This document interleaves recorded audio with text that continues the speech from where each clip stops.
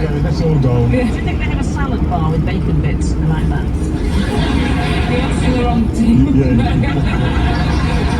It's the vegans. Do you think they've got a Am I the only You're the only one with blood on your hands. Tiny hands. Am I the meat in the sandwich? You are.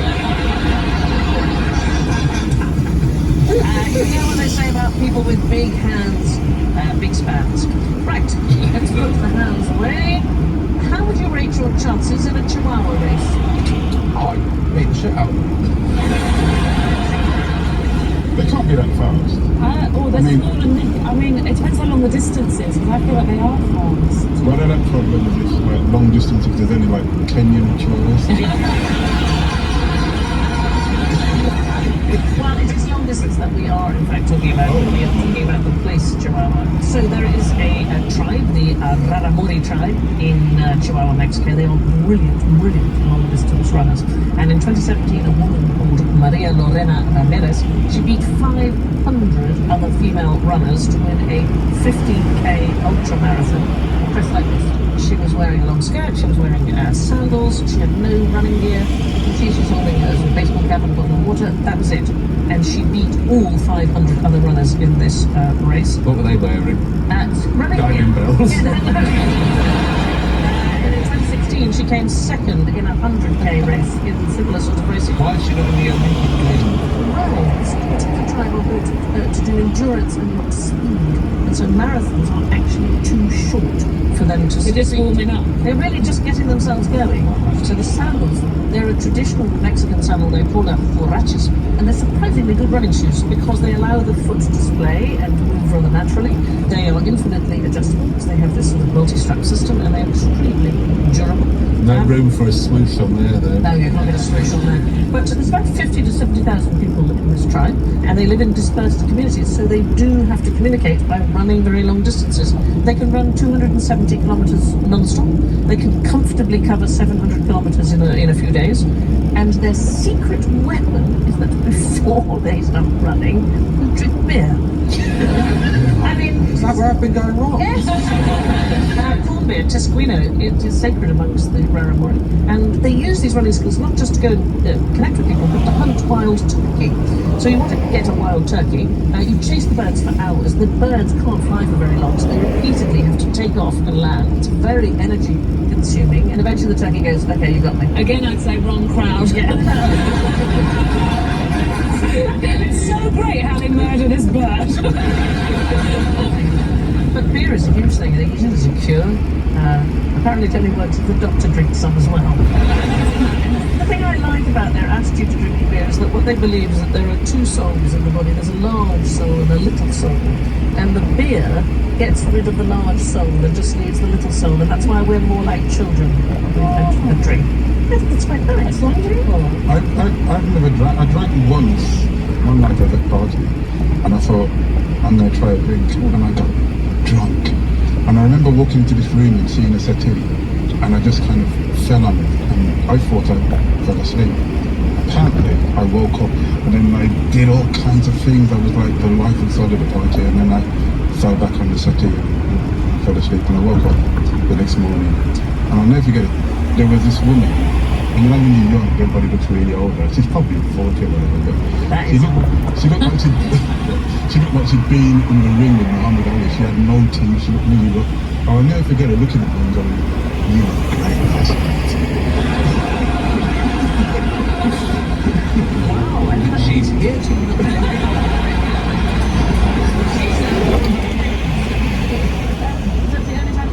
It's the only time I drink that I just cannot go, wow, that's right.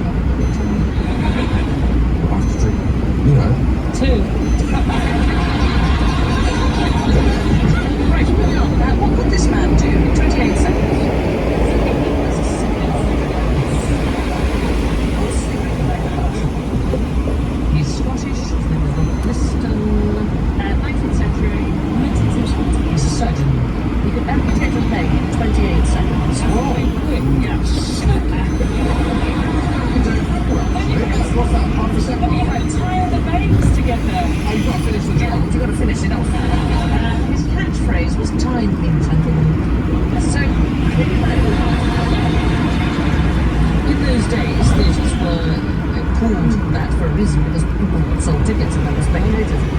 So what happened on this one particular occasion, he did not know all that well.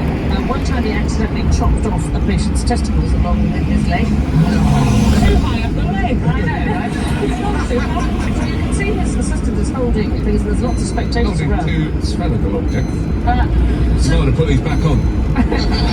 on one occasion, he was doing the amputation, so you have to imagine this has to be fast because there's no anaesthetic. Yeah. He brought the knife down, he managed to sever 3 of his assistant's fingers, and as he brought it back up, he slashed the cloak of a spectator.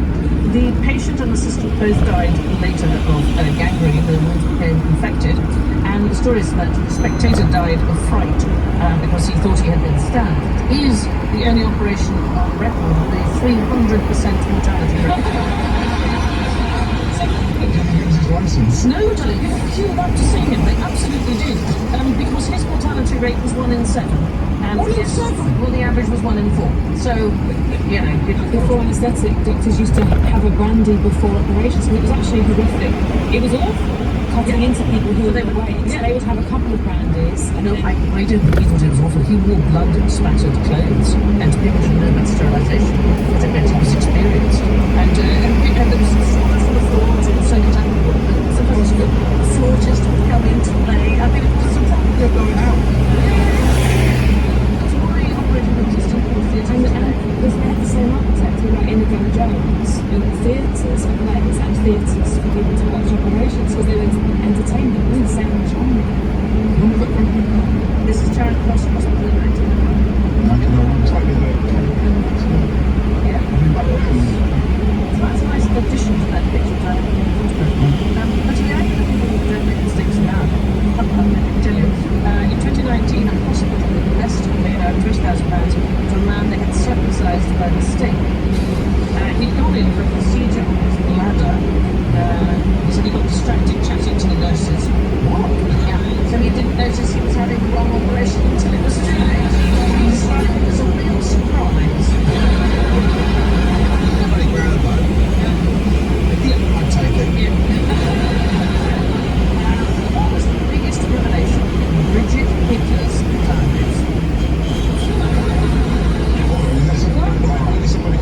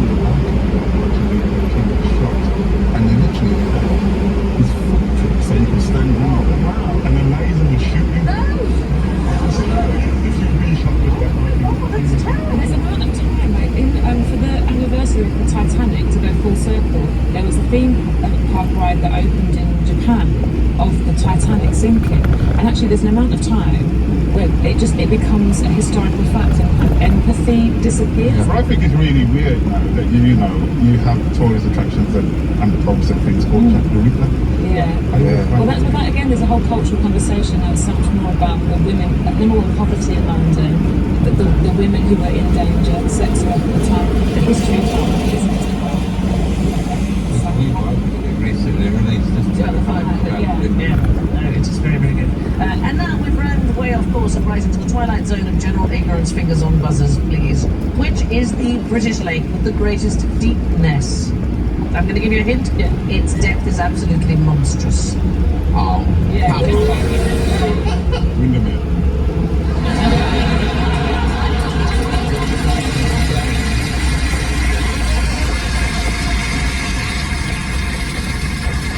Extra point for playing the game well. So it is not. It's not. Loch Ness. I'm getting the hang of this.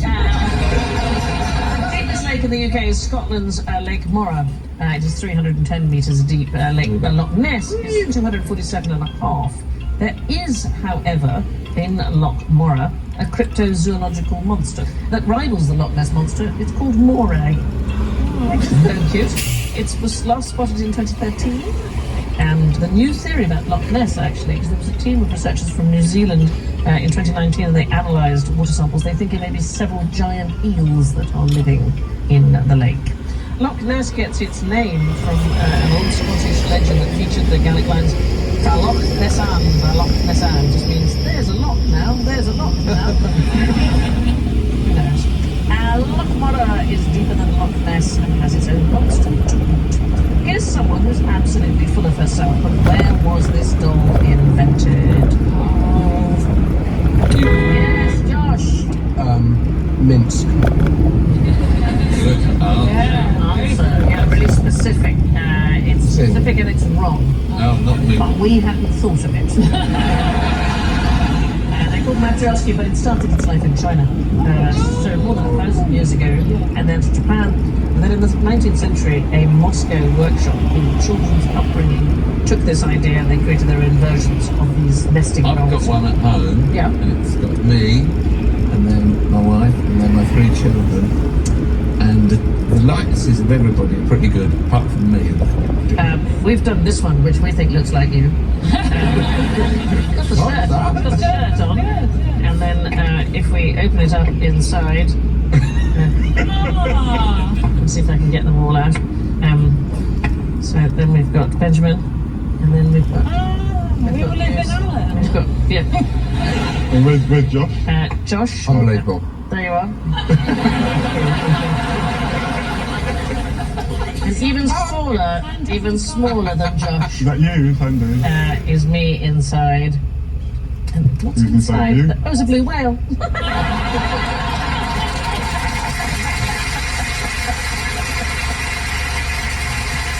should try and do that after the show. Yeah. Where is the biggest rainforest in the world? With Brazil. Oh, here we go.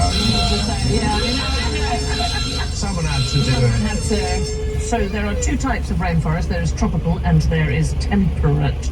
Temperate. Isn't that just a forest? What is the thing that classifies a The rainforest? amount of rainfall. The rain, yeah, absolutely. So the largest one is in Alaska. It's the Tongass National Forest. It covers 17 million acres. Whoa. It is breathtaking. Big. But you also find them in Australia, in Japan, in Iceland, and indeed in the UK. So Snowdonia, Devon, Cumbria, Northern Ireland, the west coast of Scotland, they're all temperate rainforests. It's about 6% of the Earth's land surface area, but it's amazing because it's home to 50% of the species of flora and fauna. The Amazon alone is home to 10% of all species, including this, which is one of my favourite things, the South American Goliath bird-eater spider. It's the size of a puppy. Oh, no, thank you. Each of its legs is 1 foot long. What? Yeah. Oh, you've ruined my dreams. Like, that, you like You that? wouldn't show us a rabbit on fire.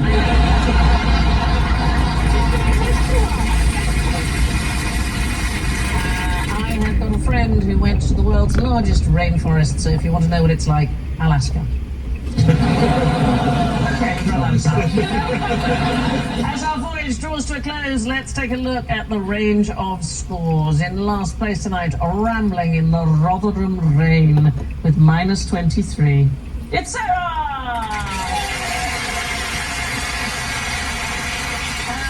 In fourth place with -19, it's Alan. Third place with -7, it's the audience. With -6, beating the audience into second place, it's Josh. Losers. Winner tonight, relaxing in a romantic resort with 3 points, it's Benjamin.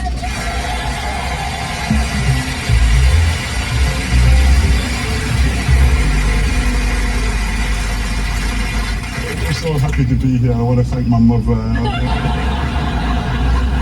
Anyway, it's thanks to Sarah, Benjamin, Josh, and Alan. I leave you with this holiday reminiscence from Henny Youngman. This hotel I once visited was incredible. The towels were so fluffy, I could hardly close my suitcase. That's all from 2 hours this time. Good night.